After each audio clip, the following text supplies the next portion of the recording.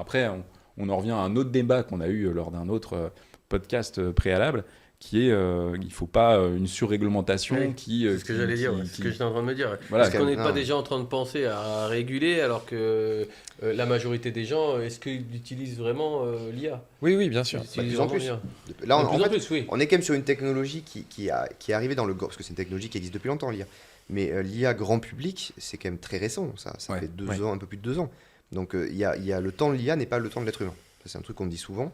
C'est que certes, nous on l'utilise depuis le début, mais entre décembre 2022, enfin c'est le 1er décembre, qui est sorti le 30 novembre 2022, ChatGPT 3.5, et aujourd'hui, on a quand même connu un gap en termes de technologie, en termes de performance, qui est colossal.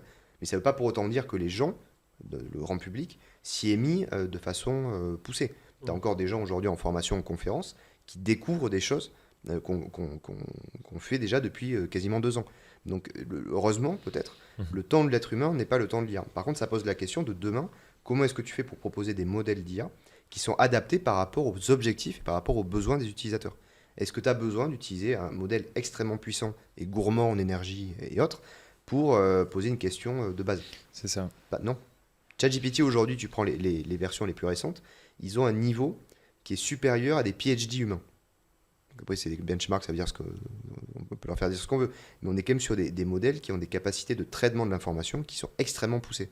Est-ce qu'on a un besoin tous les jours de poser des questions basiques à un outil qui a un niveau de réflexion ou de connaissance, niveau PhD? docteur, C'est- ouais, ouais, docteur. c'est ça. Des docteurs, ouais. Bah non, a priori non. Donc il faut qu'on arrive vers plutôt un usage ciblé, un choix ciblé des outils qu'on veut utiliser Comment on par pourrait rapport à faire un cas d'usage.